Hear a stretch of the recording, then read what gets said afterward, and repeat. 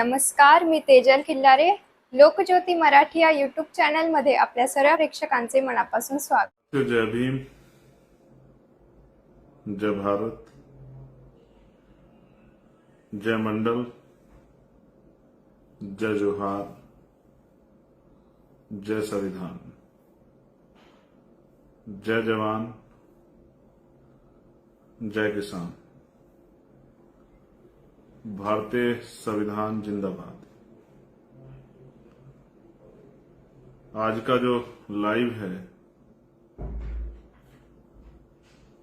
वो बहुत जिम्मेदारी से और सब चीजों को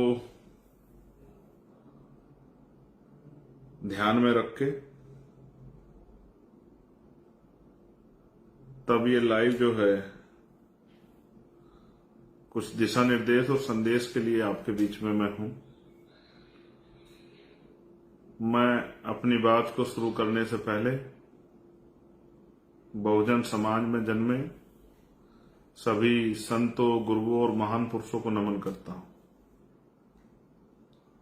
मैं नमन करता हूं महामानव तथागत बुद्ध से लेके संत श्रोमणी सतगुरु रविदास जी महाराज को, भगवान वाल्मीकि महाराज को, गुरु नानक देव को, संत कबीर दास जी को, गुरु घासीदास जी को, नारायणा गुरु को, संत गाडगे जी महाराज को मैं नमन करता हूं।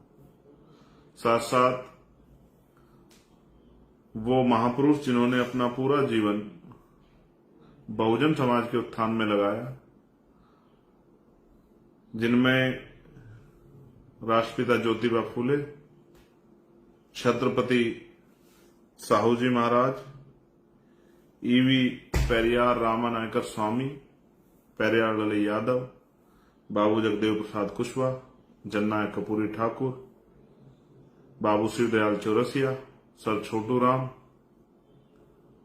महामना राम सुवर्मा, चौधरी महाराज सिंह भारती, संतराम बीए प्रजापति, मान्यवर दीना भाना वाल्मीकि एवं मेरे गुरु मान्यवर काशी राम साहब को भी नमन करता हूं। आज चारों तरफ हलचल है क्योंकि 1 अगस्त को सुप्रीम कोर्ट का जो ऑर्डर आया था उसको लेकर एक बहुत बड़ी हलचल है। मैंने बहुत दिन पहले जब मैं जेल में था तो मैंने ये एहसास किया मैं निर्दोष था, फिर भी मेरे खिलाफ बेल मिलने के बाद एनएसए की कार्रवाई की गई। उस एनएसए की कार्रवाई को रात को 2:30 बजे अंजाम दिया गया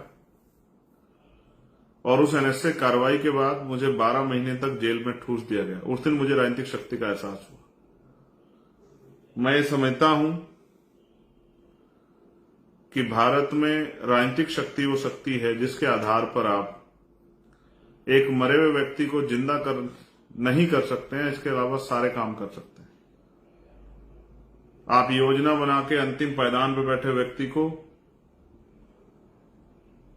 इज्जत की जिंदगी दे सकते हैं। आप तमाम तरह के भ्रष्टाचार को, तमाम तरह की गलत पॉलिसियों को, तमाम तरह के जुर्म जाति को रोक सकते हैं। फिर मैं राजनीतिक काम में ज्यादा लग गया। मुझे लगा कि राजनीतिक शक्ति बनाकर ही हम अपने वंचित समाज को उनकी इस दुर्दशा से, परेशानी की जिंदगी से बाहर निकाल सकते हैं। जब हम इस काम को कर रहे हैं तो जो हजारों साल से हमारे विरोधी रहे हैं वो लोग भी कुछ ना कुछ काम तो कर ही रहे होंगे। मैंने कई बार पहले भी अपनी बात में कहा कि नीयत का बहुत बड़ा खेल है। मैं आज ये भी स्वीकार करता हूं कि कुछ खामियां उन लोगों में रही हैं जो लोग अपने पैरों पर खड़े हो पाए आरक्षण की वजह से। मैं कतई भी ये नहीं कहूंगा कि किसी जाति में या किसी जाति पे टिप्पणी करके कि वो पढ़ते लिखते नहीं है या इस तरह की कोई बात करके मैं किसी को अपमानित करना चाहूं, ये बिल्कुल भी सत्य नहीं।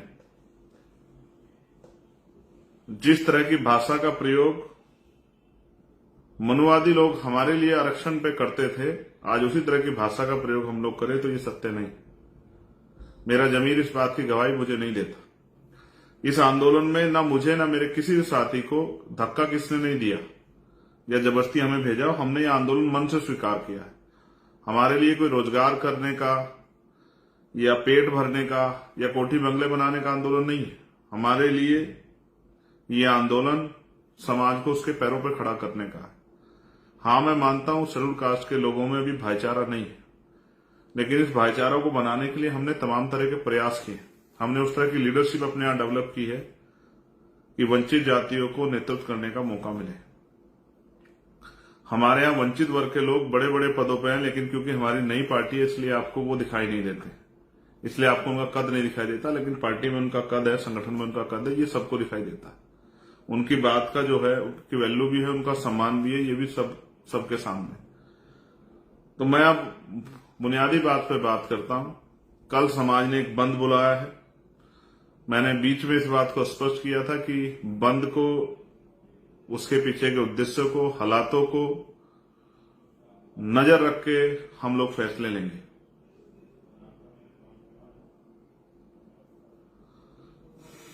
मैं सरे की बात नहीं करता हूं, ना मैंने कभी ये प्रयास किया कि किसी तरह का श्रेय किसी को मिले। कुछ लड़ाइयां समाज हित में लड़ी जाती। मेरे कंधों पे भी जिम्मेदारी है कि कल जब समाज सड़कों पे उतरेगा, वो किसी भी उद्देश्य के लिए उतरे, तो उसका संरक्षण करना जरूरी। इतने बड़े समाज को मनुवादियों की कठपुतली बनने के लिए मैदान में नहीं छोड़ा जा सकता है। पिछले लंबे समय से मैं यही चिंता कर रहा हूं कि कोई इस तरह की घटनाक्रम, इस तरह की अनहोनी हमारे सामने ना आए जिसकी कीमत हमें लंबे समय तक चुकानी पड़े। मेरी ये इच्छा है कि वंचित वर्गों का भाईचारा ना टूटे। 1000-2000 नौकरियां इधर उधर चली जाए, कोई फर्क नहीं पड़ता। मैं इस बात से असहमत नहीं, क्योंकि 2% सरकारी नौकरियां है, 98% प्राइवेट सेक्टर है। आप याद करो, मैं फिर दोहराता हूं, मैंने मांग की कि 98% प्राइवेट सेक्टर में SC ST OBC के लोगों को मौका दिया जाए, उनको रिजर्वेशन दिया जाए, रिप्रेजेंटेशन दिया जाए। आप याद कीजिए, मैंने मांग की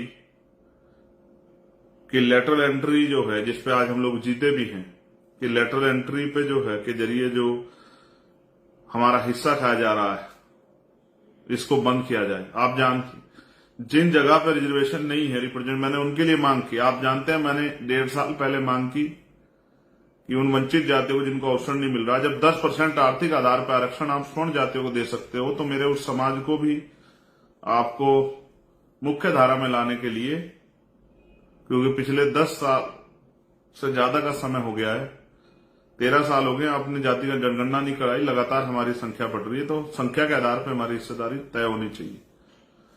तो इसलिए मैंने उन वंचित जातियों के लिए अलग से 5% आरक्षण की मांग, स्पेशली उन्हीं के लिए कि उनको मिले और उनके बच्चे भी कुर्सी पर आकर बैठे, उनको अवसर मिले, इसलिए मैंने उनके लिए मांग की।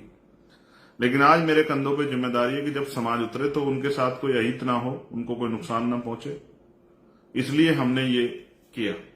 और ये हमारे आंदोलन का प्रथम चरण है, जो ये बंद समाज ने बुलाया है। लेकिन 11 तारीख की जो है रैली, 11 तारीख का जो ऐतिहासिक आंदोलन हम लोग दिल्ली में करेंगे, वो हम समाज के सहयोग से अपने नेतृत्व में करेंगे, भीम आर्मी आजाद समाज पार्टी के नेतृत्व में करेंगे।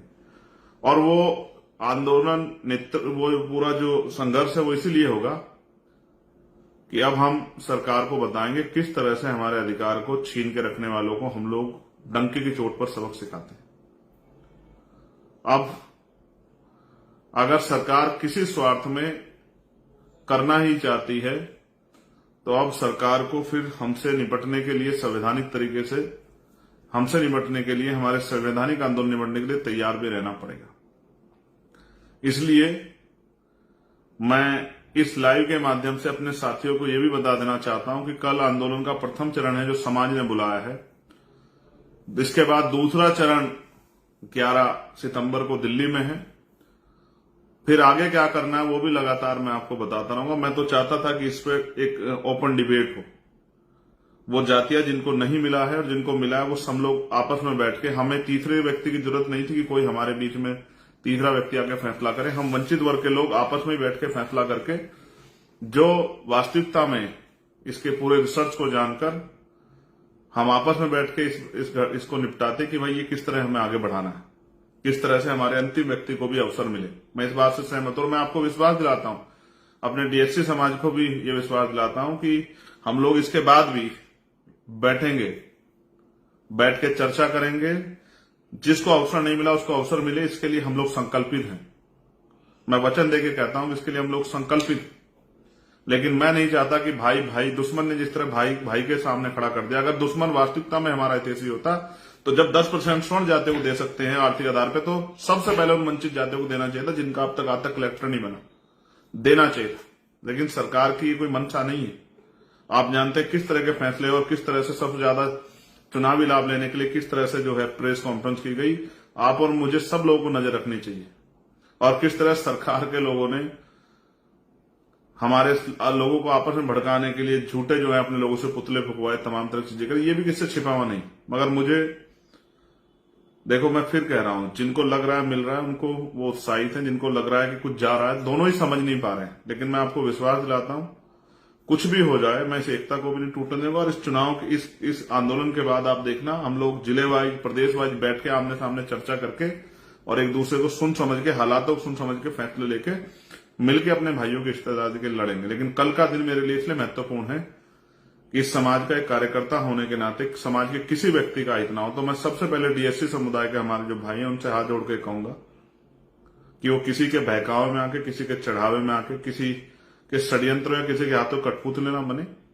जिस तरह आप लगातार मांग कर रहे हैं संवैधानिक रूप से, आप अपने आंदोलन को लगातार चलाइए और समाज ने जो आंदोलन बुलाया है इसको भी शांतिपूर्वक तरीके से होने दें। दूसरा, फिर मैं जो लोग कर रहे हैं उनसे भी ये कहूंगा जो इस आंदोलन में शामिल हो रहे हैं कि वो शांतिपूर्वक रूप से, भीम आर्मी के लोगों को तो मैं जानता हूं, वो तो संवैधानिक रूप से पालन करते हैं, संवैधानिक मर्यादा में रहकर आंदोलन चलाते हैं, उनकी शक्ति को मैं समझता हूं। आजाद समाज पार्टी के लोग बड़े अनुशासित हैं। लेकिन मैं बाकी संगठन से भी ये कह रहा हूं कि वो भी अनुशासन में रहकर अपने ज्ञापन दें, अपनी शक्ति का एहसास कराएं, संवैधानिक मर्यादा रखें, किसी पर टीका टिप्पणी ना करें।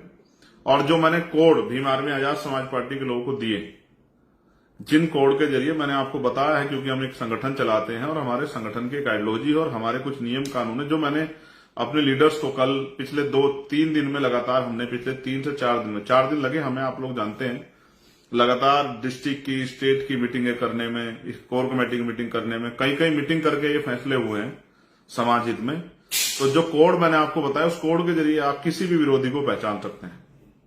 जब भी आप उस कोड को अपनी टीम से कनेक्ट करेंगे, तत्काल आपके बीच में अगर कोई बहरूप या नीला पटका पहन के आ गया है, टोपी लगा के आ गया है, उस तरह की वो कर रहा है, और जिस तरह से मैंने सीक्रेट कैमरों को आपको बताया कि वर्किंग करनी, चाहे पुलिस हो या कोई भी हो, जो भी आपके साथ असंवैधानिक काम करेगा या असंवैधानिक कोई भी प्रयास करेगा, एकदम वो पकड़ा जाएगा। जो भी ऐसा व्यक्ति पकड़ा जाए उसको आप तुरंत पुलिस को दें, उसकी वीडियो बना लें। क्योंकि हमारे भाइयों के, मैं अपने भाइयों को आमने सामने आने ना आए मेरे भाई, इसलिए मैं डर रहा हूं। आप जानते हैं मैंने कभी जान की परवाह नहीं की और ना मैं कभी कर सकता हूं। मेरे खून का एक कतरा कतरा वंचित वर्गों के लिए, अपने परिवार के लिए। लेकिन इस परिवार को एकता बनाने मुझे बहुत समय लगा है। मैं इस समाज के लिए जी रहा हूं, मेरा और कोई लक्ष्य नहीं है। इसलिए मैं आपसे कह रहा हूं, जो लोग मुझे सुन रहे हो, जो लोग मेरे साथ जिन्होंने काम किया, जो लोग मेरे दर्द को समझते हैं, मैं उनको विश्वास दिला कहता, किसी का अहित नहीं होने दिया जाएगा। वो वंचित वर्ग के लोग हों या जिनको कहा जा रहा है कि उनका चला जाएगा, उनको भी मैं कह रहा हूं। मैं अपने बुद्धिजीवी वर्ग को कह रहा हूं, अधिकारी कर्मचारियों को कह रहा हूं, मेरा भरोसा करो। मैं संकल्प दे कह रहा हूं, बाबा साहब अम्बेडकर के मिशन का संकल्प करके कह रहा हूं, किसी का अहित नहीं होने दिया जाएगा और जिसकी जो हिस्सेदारी बैठती है उसको मिलेगी। लेकिन आप संयम रखो, किसी की कठपुतली मत बनो, किसी पर टिप्पणी मत करो। और मैं अपने संगठन के साथियों से कह रहा हूं जो हमसे लोग जुड़े, जो मैंने आपको कोड दिए हैं, आप समय समय पर आंदोलन के बीच में उन कोडों का प्रयोग करना, आपको पता लग जाए कौन बाहर का आदमी आपके उसमें। और जैसे ऐसा आदमी तत्काल वीडियो बनाए, क्योंकि बहुत सारे लोग ये चाहते थे कि हमारे लोग सड़कों पर आए और फिर उनका इस तरह से मिसयूज किया जाए, फिर इनको दोनों भाइयों को लड़ा दिया जाए। ये वंचित वर्ग के लोग हैं, इनमें ये मार्शल कौम है जिन्होंने अपने शौर्य, अपने बल पे जो है बहुत सारे संघर्ष किए और विरोधियों को धूल चटा दी। दुश्मन आपकी ताकत से डर गया है, इसलिए आपको बांटना चाहता है। और मेरा एकमात्र जो उद्देश्य है वो महान पुरुषों का जो सपना था कि हर व्यक्ति तक बुनियादी सुविधाएं पहुंचे और सबको सम्मान का जीवन मिले।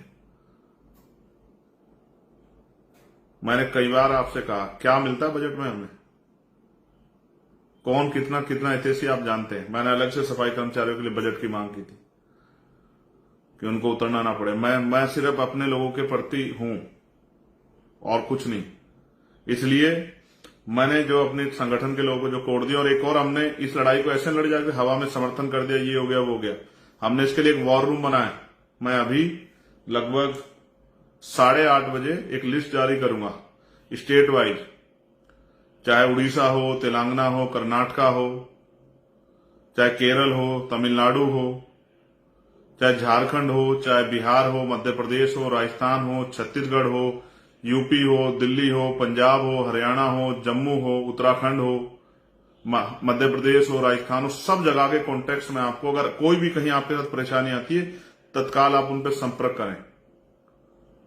ये वॉर रूम इसलिए है कि आपकी सुरक्षा होकर हमारी लीगल टीम सक्रिय रहेगी। डिस्ट्रिक्ट में हमारी लीडरशिप, डिस्ट्रिक्ट की लीडर जो हमारी लीगल टीम है, अपने वकील साथियों से मैं कह रहा हूं वो लोग तैयार रहें। हमें हर मुसीबत से समाज को बचाना है। अब तक इन समाजों से राजनीति होती आई, अब पहली बार एक एकता बनकर हम लोग प्रयास किए, उस एकता से लोग डर गए।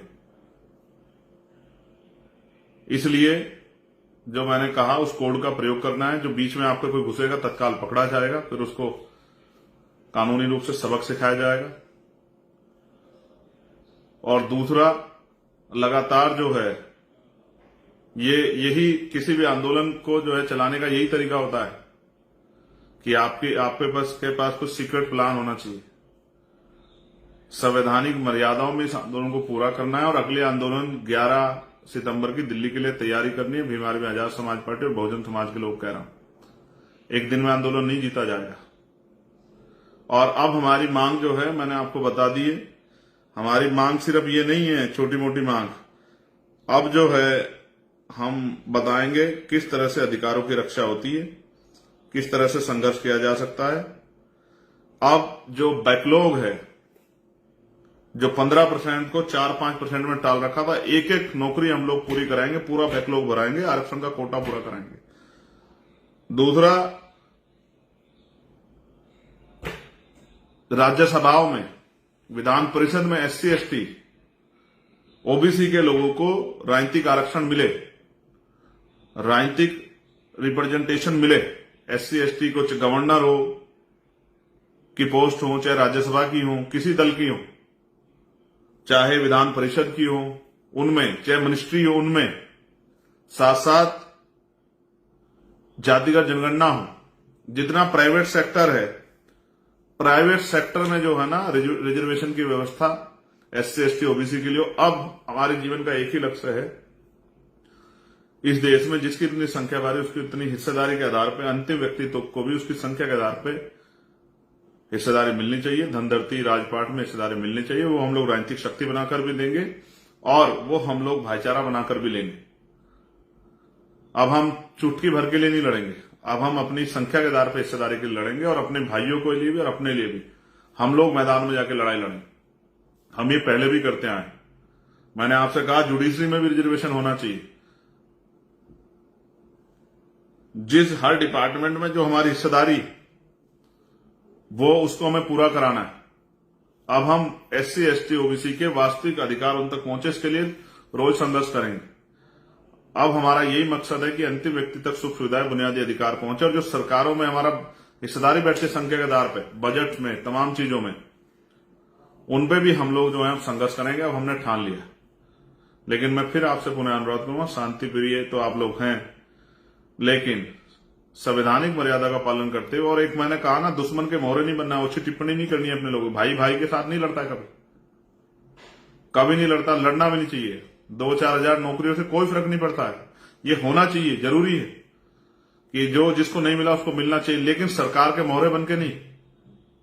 इसलिए मैं आपसे अपील करूंगा। और समाज समझदार है और दुश्मन देखिए कितना समझदार है, भाइयों को भाइयों से लड़ा रहा है। वरना अलग से भी 10% 5% दे सकता था, लेकिन फिर भाई भाई से लड़ते तो वो तमाशा कैसे देखता। और गजब का खेल, जो लोग देने का वादा कर रहे हैं वो राजस्थान में समर्थन भी कर रहे हैं बंद का। कई खेल चल रहे हैं, बहुत सावधान रहिए। मैं राजस्थान के साथियों से, मध्य प्रदेश के साथियों से, उत्तर प्रदेश, हरियाणा, पंजाब के साथियों से, उत्तराखंड, दिल्ली, बिहार और झारखंड के साथियों से, तमाम नॉर्थ की बेल्ट से, तमाम साउथ की बेल्ट से ये आपसे प्रार्थना करूंगा। 8:30 बजे हम लोग लिस्ट जारी करेंगे। कहीं किसी को परेशानी आती, किसी भी तत्काल करो। और एक एक मिनट की खबर के लिए चंद्रशेखर आजाद आपके बीच में है। हर उसके लिए कहीं शासन प्रशासन अगर गुंडाई करेगा, उनसे लड़ने के लिए, सब चीजों के लिए आपके 24 घंटे बीच में है। लेकिन उस लिस्ट के लिए आप तत्काल जो है संपर्क करें और कोई भी बात हो तत्काल बताएं। लेकिन बहुत जिम्मेदारी समझदारी से, संवैधानिक मर्यादा का पालन करते हुए शांतिपूर्ण तरीके से अपने ज्ञापन दें और अपने विरोध को दर्ज कराएं। आपने मुझे सुना। आप सभी के लिए मंगल कामनाएं। जय भीम, जय भारत, जय संविधान। आप सभी के लिए मंगल कामनाएं। बहुजन समाज जिंदाबाद, आजाद समाज पार्टी जिंदाबाद, भीम आर्मी जिंदाबाद और मेरा हर एक व्यक्ति भाई परिवार जिंदाबाद। आपका कार्यकर्ता, आपका भाई चंद्रशेखर आजाद। जब तक महान पुरुषों का सपना पूरा नहीं होता तब तक हम लोग रुकने वाले नहीं है और दुश्मन की किसी साजिश को हम लोग कामयाब नहीं होने देंगे। धन्यवाद। लोकज्योती मराठी या यूट्यूब चॅनलला तुम्ही लाईक नसेल केलं तर लाईक करा, सबस्क्राईब करा, शेअर करा. धन्यवाद.